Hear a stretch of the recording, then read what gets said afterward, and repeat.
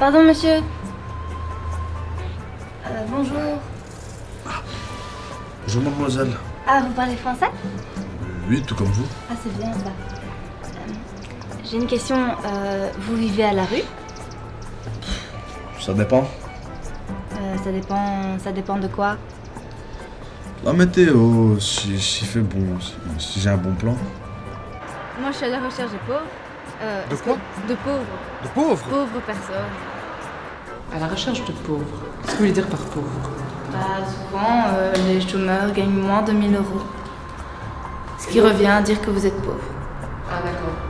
Bah, oui. Objectivement. Oui, oui, je gagne vraiment beaucoup moins que 1000 euros, donc selon votre définition, oui, je suis pauvre. Enchanté Jacqueline.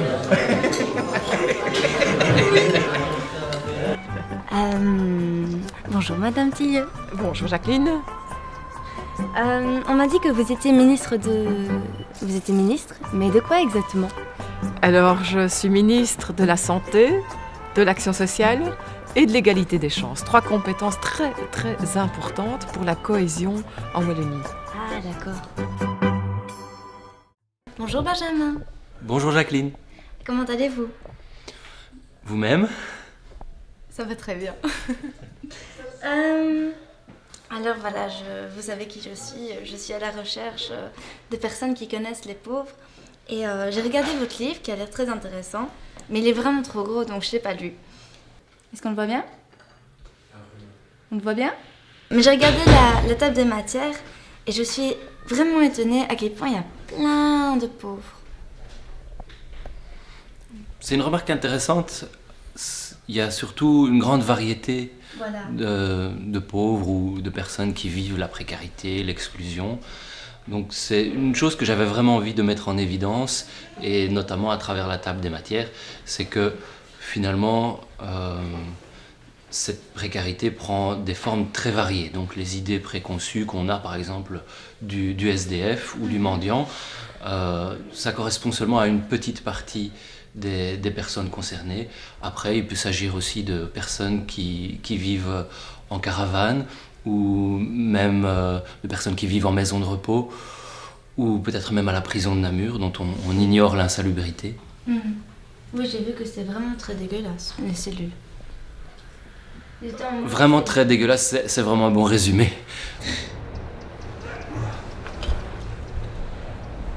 Ah, c'est de la bière? Ah, vous êtes alcoolique?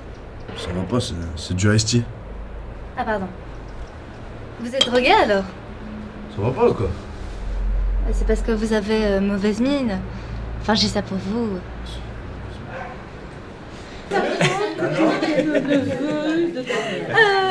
Alors, je suis à la recherche des pauvres parce que j'adore. C'est une chose.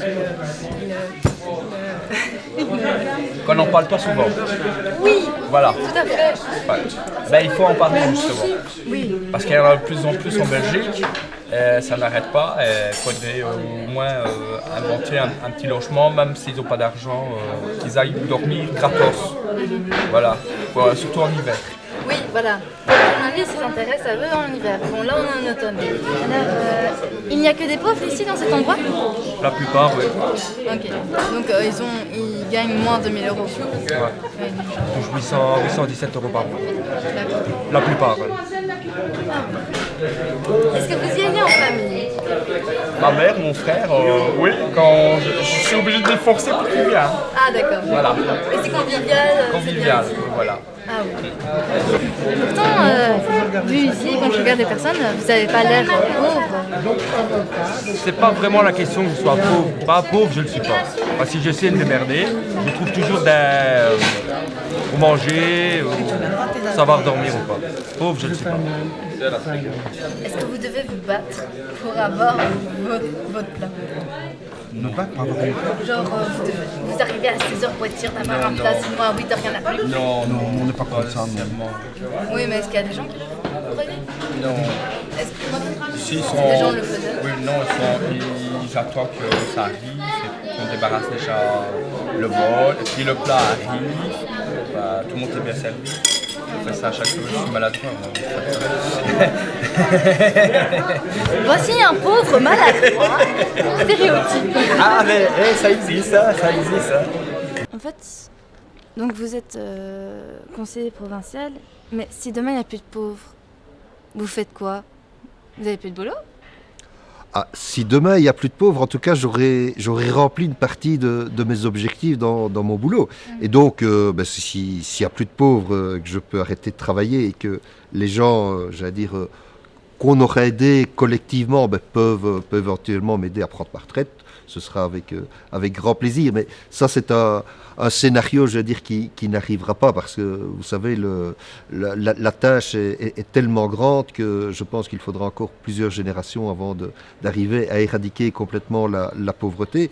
Et puis quand il y aura plus de pauvres chez nous, ce qui j'espère arrivera un jour, il y aura du travail certainement dans le reste du monde. Moi je gagne rien, j'ai pas de revenus. J'ai même pas un cent que j'ai reçu. Même les médicaments, avant, CPS m'aide pour aide médicale urgente. Maintenant elle a dit non. Tu n'as pas le droit pour aide médicale urgente. Donc je me débrouille tout seul pour mes médicaments. Okay. Et vous avez des personnes à charge? J'ai 2 enfants, j'ai ma femme, mais ma femme elle a un CPS. Ah, vous avez une famille. Un chômeur, ça se lève vers quelle heure en général? Soit vous parlez des anciens chômeurs d'il y a une bonne vingtaine d'années où là ils se levaient à midi, 13h on allait boire son verre au café du bistrot, et ainsi toute la journée. Un chômeur maintenant ne sait quasiment plus le rester chômeur. Donc il est bien obligé de se lever comme tout le monde pour aller chercher du travail. Il ne viendra pas le chercher chez lui. Il y a des chômeurs qui se lèvent tôt parce qu'effectivement ils doivent aller chercher du travail. Donc s'il faut donner 1 heure au pif, ce serait aléatoire.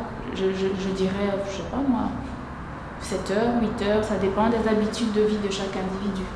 Est-ce que vous considérez que chômer, c'est profiter? S'il vous plaît? Est-ce que vous considérez que chômer, c'est profiter? Est-ce que chômer, c'est profiter? Chômer, ça peut être mérité. Mais oui, il y en a, je pense qu'il y en a qui profitent largement. Absolument pas. Pour moi, c'est un dû. Je pense que toutes les personnes qui travaillent, elles cotisent socialement. Et moi, j'estime qu'à partir du moment où on s'insère dans la société, on s'intègre. Alors qu'ils aiment, on aime beaucoup le mot intégrer, mais à partir du moment où on travaille dans la société, oui, on cotise. Et pour moi, c'est un dû. Donc, quand on a un petit couac ou un petit problème et qu'on se retrouve au chômage, pour moi, non, c'est pas profiter, c'est justement profiter. C'est hyper péjoratif, non, on profite pas. On a ce qu'on mérite. Et moi, j'estime avoir ce que je mérite, tout simplement. Vous avez déjà pensé à prendre des études?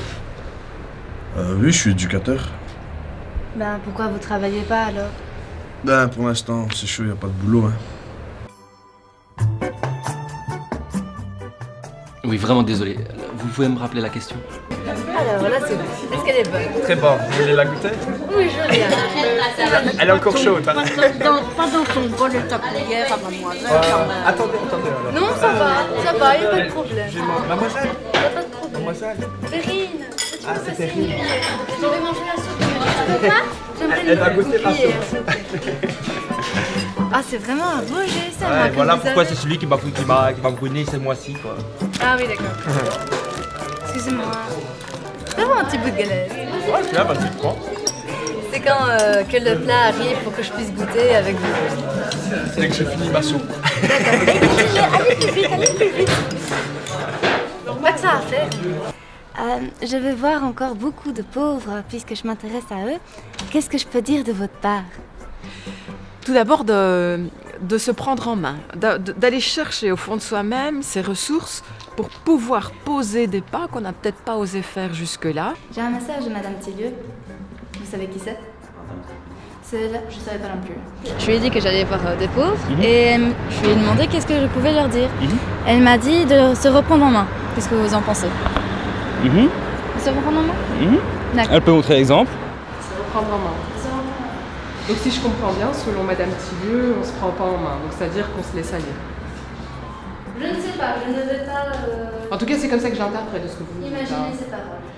Écoutez, si Madame Tillieu vous a dit ça et si j'avais eu l'occasion de la rencontrer, j'aurais vraiment beaucoup apprécié lui dire « C'est très gentil de vous soucier de moi en formulant ces paroles, mais j'ai pas l'impression en tout cas qu'on me tend la main. Des fois, c'est pas évident parce qu'il y a un problème de papier, administration, qu'eux, ils ne savent pas faire face. Et il faut vraiment un aidant, vraiment super assistant social. Moi, j'appelle ça comme ça, une super assistant sociale qui essaye de bien diriger, mais dans le bon sens. Et il faut que la personne le veuille aussi. Dans un sens, dans l'un ou l'autre, il faut que ce soit d'accord dans les deux sens. Il y a comme ça qu'on peut s'en sortir. Bon. Vous avez quand même un beau GSM. Il a coûté combien? Vous partez? Tous les mêmes.